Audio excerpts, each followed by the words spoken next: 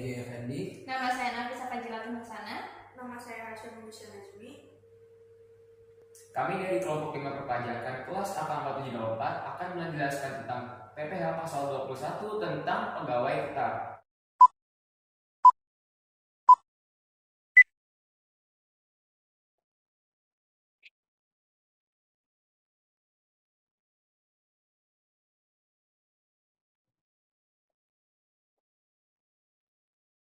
Oke, sebelumnya saya akan menjelaskan apa pengertian dari PPh pasal 21.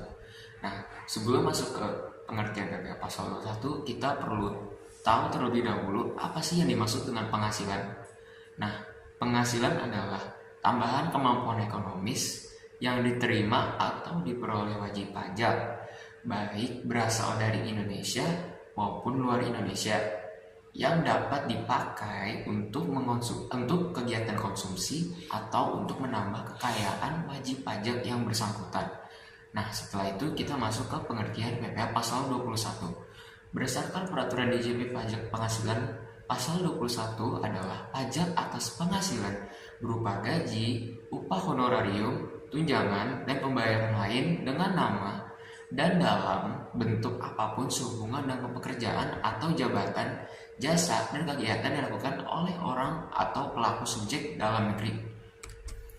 Dan selanjutnya saya akan menjelaskan pemotong-pemotong PPh pasal 21. Di antaranya adalah pertama, pemberi kerja yang terdiri dari orang pribadi dan badan, baik merupakan pusat maupun badan, perwakilan atau unit yang membayar gaji, upah honorarium, tunjangan, dan pembayaran lain dengan nama dan dalam bentuk apapun sebagai imbalan atas sehubungannya dengan pekerjaan atau jasa yang dilakukan oleh pegawai atau bukan pegawai. Yang kedua adalah bendahara atau pemegang kas pemerintah, yaitu yang membayarkan imbalan sehubungan pekerjaan, jasa, atau kegiatan. Yang ketiga adalah dana pensiun, yaitu badan penyelenggara jaminan sosial seperti tenaga kerja dan badan-badan lain yang membayar uang pensiun dan tunjangan hari tua atau jaminan hari tua. Berikutnya ada orang pribadi yang melakukan kegiatan usaha atau pekerjaan bebas serta badan yang membayar. Dan selanjutnya A. Imbalan sehubungan dengan jasa dan kegiatan yang dilakukan oleh orang pribadi dengan satu subjek pajak dalam negeri. Berikutnya, sehubungan dengan kegiatan dan jasa yang dilakukan oleh orang pribadi dengan status subjek pajak luar negeri. C. Selanjutnya, imbalan lain kepada peserta pendidikan, pelatihan, dan magang. Poin selanjutnya, penyelenggara kegiatan yang membayar honorarium, hadiah, atau penghargaan dalam bentuk apapun kepada wajib pajak orang pribadi dalam negeri berkenaan dengan suatu kegiatan. Berikutnya yang bukan pemotong PPh pasal 21. Yang pertama adalah kantor perwakilan negara asing seperti duta besar negara lain, kantor-kantor negara lain yang berada di Indonesia. Yang kedua, organisasi internasional yang telah ditetapkan oleh Menteri Keuangan seperti PBB, WHO, UNHCR yang untuk organisasi kemanusiaan. Yang ketiga, pemberi kerja orang pribadi yang tidak melakukan kegiatan usaha atau pekerjaan bebas yang semata-mata mempekerjakan orang pribadi untuk melakukan pekerjaan rumah tangga atau pekerjaan bukan dalam rangka melakukan kegiatan usaha atau pekerjaan bebas. Selanjutnya saya akan menjelaskan subjek pajak. Di antaranya ada satu, pegawai. Yang kedua adalah penerima uang pesangon, pensiun, atau manfaat uang pensiun, tunjangan hari tua atau jaminan hari tua, termasuk ahli warisnya. Yang ketiga adalah bukan pegawai. Di antaranya tenaga ahli yang melakukan pekerjaan bebas seperti akuntan, pengacara, arsitek, dan lain-lain. Yang kedua pemain musik, musisi. Yang ketiga pembawa acara, host, MC, untuk olahraga. Dan selanjutnya ada olahragawan seperti pemain bola, pemain basket, dan lain-lain. Selanjutnya 4. WP yang ikut kegiatan lomba atau kegiatan rapat. Berikut yang bukan subjek pajak. Di antaranya ada satu, pejabat perwakilan diplomatik dan konsulat atau pejabat lain dari negara asing, dan juga orang-orang yang diperbantukan kepada mereka yang bekerja dan bertempat tinggal bersama dengan syarat bukan warga negara Indonesia Kedua, tidak memperoleh penghasilan di luar jabatan. Ketiga, ada perlakuan timbal balik. Kedua, pejabat perwakilan organisasi internasional yang ditetapkan oleh Menteri Keuangan dengan syarat bukan warga negara Indonesia dan tidak melakukan kegiatan usaha atau kegiatan maupun pekerjaan lain yang menambah penghasilan dari Indonesia. Selanjutnya, saya di sini akan menjelaskan tentang objek pajak. Objek pajak diantaranya adalah pertama, penghasilan dari pegawai tetap, termasuk gaji, upah atau tunjangan dari karyawan. Kedua, penghasilan diperoleh oleh pensiun. Yang ketiga, penghasilan dari pemotongan kerja. Yang keempat, penghasilan yang diterima sekali dalam setahun.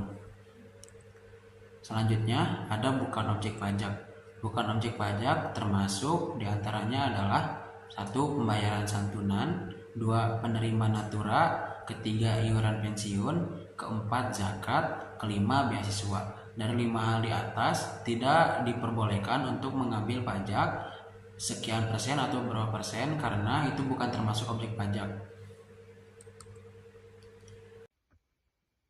Selanjutnya, ada perhitungan PPh pasal 21 untuk pegawai tetap. Pada pasal 15 ayat 1 dan 2 PMK nomor 168 tahun 2023 disebutkan bahwa tarif efektif bulanan diterapkan untuk perhitungan PPh pasal 21 per masa. Sedangkan tarif pasal 17 UU PPh digunakan untuk perhitungan PPh pasal 21 pada masa pajak terakhir. Ketentuan tersebut juga berlaku untuk pensiunan. Ketentuan yang sama juga berlaku untuk pegawai yang berhenti di pertengahan tahun. Yang pertama itu tarif efektif bulanan digunakan setiap masa pajak dan perhitungan ulang menggunakan tarif progresif dilakukan untuk masa pajak terakhir, yaitu di mana saat pegawai berhenti bekerja atau resign. Yang kedua itu kewajiban pajak subjektif untuk pegawai tetap baru dimulai setelah bulan Januari atau berakhir sebelum bulan Desember. Perhitungan PPh pasal 21 yang terutang dilakukan berdasarkan penghasilan neto yang disetahunkan, kemudian pajak dihitung secara proporsional terhadap jumlah bulan dalam bagian tahun pajak yang bersangkutan. Ada komponen dalam penghitungan PPh pasal 21. Komponen pertama adalah PTKP atau penghasilan tidak kena pajak. Dibagi menjadi beberapa golongan, yaitu 3 golongan. Pertama, golongan tidak kawin atau TK. 2. Golongan kawin atau K. Ketiga, kawin dengan penghasilan istri digabung dengan kode K atau I. Kodenya adalah pertama, TK 0 atau tanpa tanggungan. Tarif PTKP-nya adalah 54 juta atau 4,5 juta dikali 12. Yang kedua, TK 1, tidak kawin 1 tanggungan. Tarif PTKP-nya adalah 58.500.000. Kode ketiga adalah TK 2, tidak kawin 2 tanggungan dengan PTKP 63 juta. Kode keempat adalah TK 3, tidak kawin 3 tanggungan, yaitu 67.500.000. Jika menanyakan kenapa tidak ada TK 4, karena tanggungan maksimal adalah 3. Kode yang kawin adalah K0, kawin tanpa tanggungan, PTKP 58.500.000 karena kawin yaitu menanggung istri sendiri ditambah 4.500.000. Kode kedua K1, kawin dengan 1 tanggungan yaitu 63 juta. K2, kawin dengan 2 tanggungan 67.500.000. K3, kawin dengan 3 tanggungan jadi 72 juta. Yang terakhir adalah kawin dengan penghasilan istri digabung atau KI. Kodenya KI 0, penghasilan kawin dan istri tanpa tanggungan menjadi 112.500.000. Kedua, KI 1 atau KI 1 tanggungan menjadi 117 juta. Yang ketiga, KI 2 atau 2 tanggungan yaitu 121.500.000. Yang ketiga adalah KI 3 atau 3 tanggungan menjadi 126 juta. Kemudian dalam menghitung PPh pasal 21 dikenakan tarif pasal 17. Tarif pasal 17 ini terdiri dari beberapa lapis. Diantaranya adalah pertama, lapisan sampai dari 0 sampai 60 juta tarif undang-undang HPP-nya adalah 5%. Di atas 60 juta sampai 250 juta adalah 15%. Di atas 250 juta sampai dengan 500 juta adalah 25%. Di atas 500 juta sampai dengan 5 miliar adalah 30%. Di atas 5 miliar adalah 35%. Jika sudah di atas 5 miliar, maka jika penghasilan di atas 5 miliar setelah 1 tahun, maka dihitung pajaknya adalah 35%.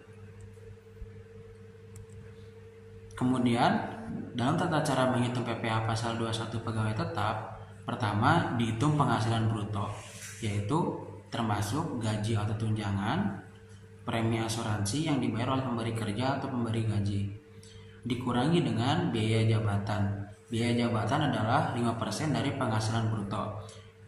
Maksimalnya adalah 500.000 per bulan atau 6 juta per tahun. Jika biaya jabatannya dalam 1 bulan itu 650.000 atau di atas 500.000, maka tetap maksimal 500.000 per bulan. Jika di bawah 500.000, maka tulis dengan nominal aslinya. Contoh 450.000 per bulan, maka tulis 450.000 per bulan. Kemudian menjadi penghasilan bruto dikurangi dengan biaya jabatan dan biaya pensiun, jadi penghasilan neto. Dikurangi dengan PTKP yang tadi dibagi beberapa kategori seperti kawin, tidak kawin, dan kawin memiliki tanggungan atau kawin dengan penghasilan istri digabung. Kemudian dihitung dengan penghasilan kena pajak, dan tata cara menghitungnya menggunakan tarif PPh pasal 17. Penghasilan bruto. Tadi kan saya menyebutkan penghasilan bruto dalam tata cara menghitung PPh pasal 21. Penghasilan bruto adalah penghasilan yang diterima atau diperoleh setiap wajib pajak atas pekerjaan yang dilakukannya dalam 1 tahun pajak dari pemberi pajak.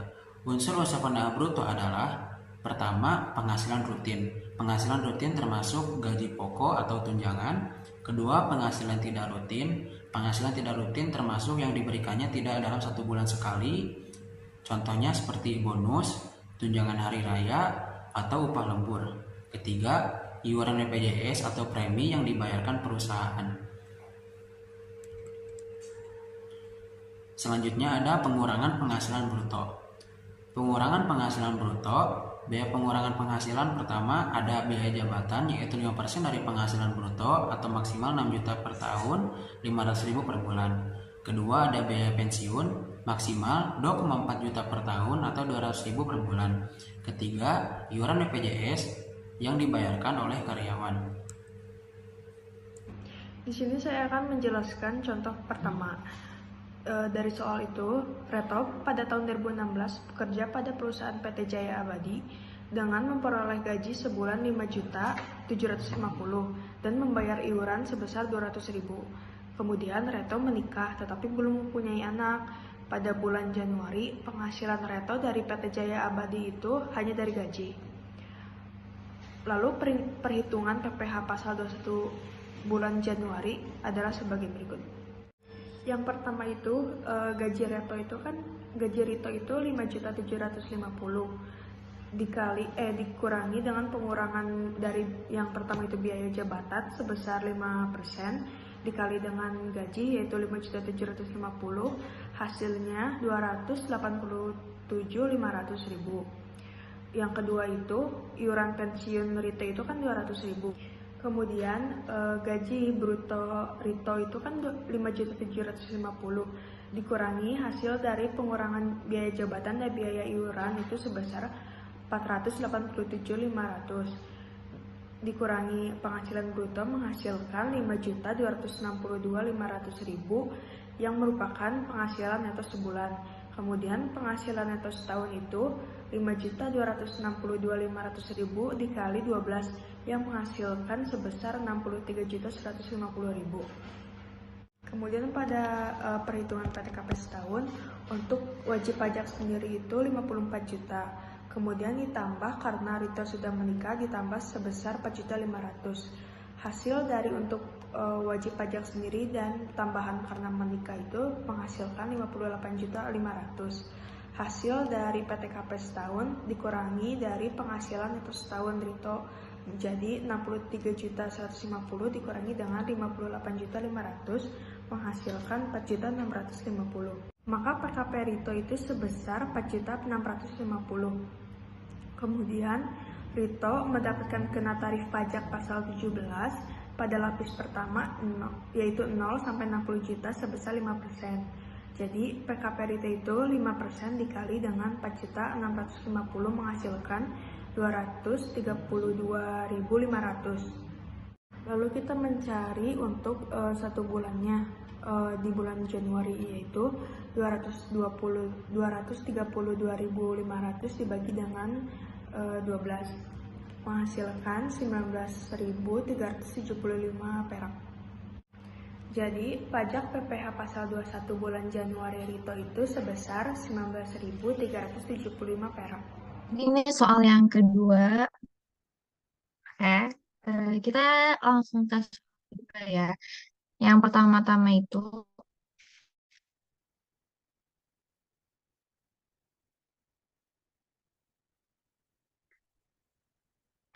kita lanjut ke soal yang kedua. Yang pertama-tama itu, eh, Adi merupakan pegawai tetap pada PT Lapakuka dan memperoleh gaji 7 juta per bulannya.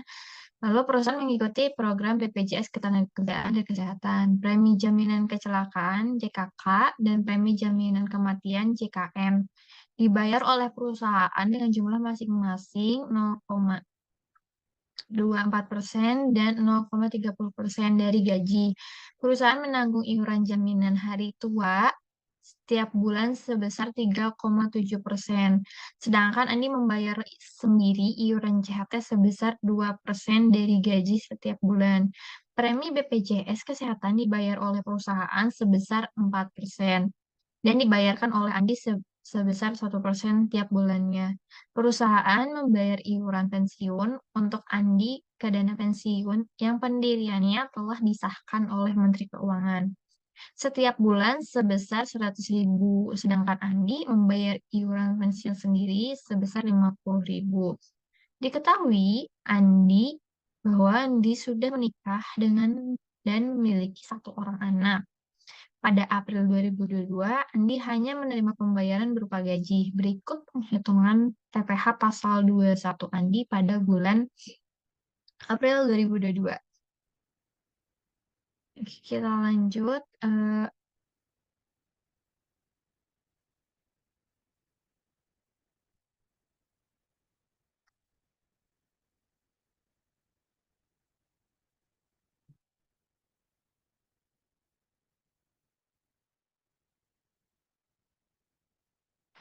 Oke, lanjut ya. Yang pertama itu, gaji sebulan Andi tadi 7 juta. Kemudian JKK-nya 0,24%, itu dari 7 juta dikali 0,24%. Jadi hasilnya 16.800. Kemudian yang premi JKM 0,3% dikali 7 juta, itu mendapatkan 21.000. Kemudian premi BPJS Kesehatan 4% dari 7 juta dikali 4% itu memiliki 280.000. Lalu, jadilah penghasilan bruto. Kemudian, biaya pengurangnya itu yang pertama itu ada biaya jabatan. Biaya jabatan itu 5% dikali dikali penghasilan bruto itu 5% dikali 7.317.800 yaitu menjadi 365.890.000. Kemudian yang kedua itu membayar iuran pensiun. Yang Andi bayarkan yaitu 50.000. Kemudian ada iuran JHT yang Andi bayarkan yaitu 140.000. Jadilah di sini total pengurangnya. Kemudian untuk mendapatkan penghasilan neto sebulan itu yaitu penghasilan bruto dikurangin pengurang. Jadilah penghasilan neto 1 bulan. Kemudian kita harus mensetahunkan penghasilan neto. Jadi penghasilan neto sebulan dikali 12. Jadilah 81.142.920 perak. Ini setahun ya. Kemudian PTKP Andi itu yang pertama itu untuk WP sendiri.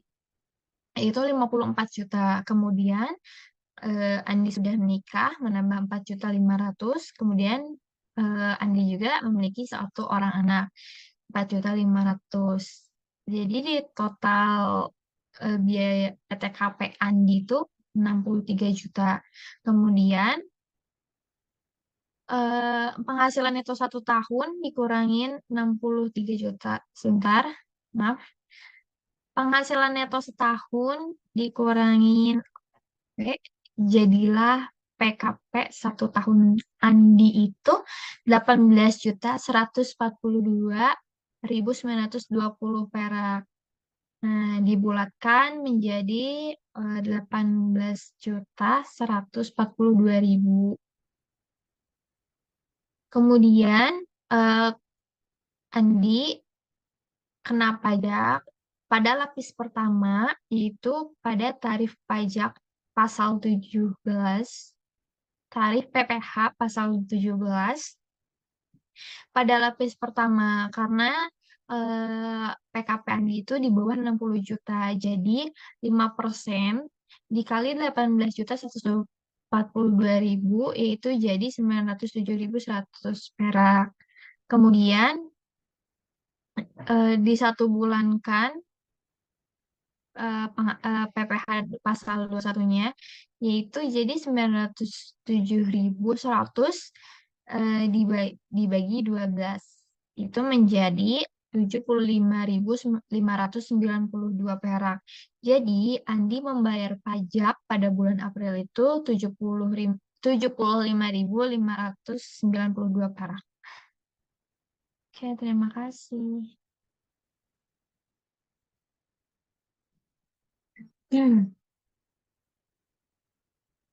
Oke, untuk sekarang itu pada soal nomor 2, contoh soal yang kedua, yang itu soalnya adalah Tommy bekerja di Universitas Nusantara. Ia memperoleh gaji sebulan berupa gaji pokok 6 juta. Berarti gaji per bulannya 6 juta. Mendapatkan gaji per bulannya 6 juta. Bayar pensiun sebesar 100.000 per bulannya. Lalu Tommy sudah menikah, tetapi belum mempunyai anak. Penghitungan PPh pasal 1 adalah yang pertama itu catat gaji kemudian gajinya 6 juta per bulan ya. Maaf. Jadi Tommy mendapatkan gaji 6 juta per bulan. Lalu di pengurangan itu yang pertama itu ada biaya jabatan. Biaya jabatan itu 5% dikali 6 juta. Gaji sebulannya Tommy. Yaitu 300.000. Nah, yang kedua itu iuran pensiun yang dibayarkan oleh Tommy per bulannya 100.000. Jadi, total pengurangnya itu adalah 400.000. Nah, untuk penghasilan neto sebulan itu, penghasilan bruto ini dikurangin total pengurang. Jadi, penghasilan neto sebulan Tommy itu 5.600.000. Kemudian dikalikan karena akan dikurangi dengan PTKP setahun. Jadi, penghasilan neto itu dikali 12, jadi 12 dikali 5.600.000, jadi penghasilan neto 1 tahunnya Tommy itu 67.200.000. Kemudian dikurangin untuk PTKP. Yang pertama itu untuk diri sendiri, untuk Tommy-nya. Untuk Tommy-nya itu 54 juta. Lalu Tommy itu sudah menikah, tadi ada kan? Jadi bertambah 4.500.000. Jadi total PTKP-nya Tommy itu 58.500.000. Kemudian 60 penghasilan neto setahun dikurangin PTKP menjadilah penghasilan pajak. Jadi 67.200.000 dikurangi 68.500.000. Jadilah 8.700.000. Jadi Tommy penghasilan kena pajaknya 8.700.000. Lalu dia terkena tarif pasal 17 pada lapis pertama. Kenapa pada lapis pertama? Karena PKP-nya Tommy itu di bawah 60 juta. Jadi 5% dikali 8.700.000. Jadi pajak terutang Tommy pada 1 tahun itu 435.000.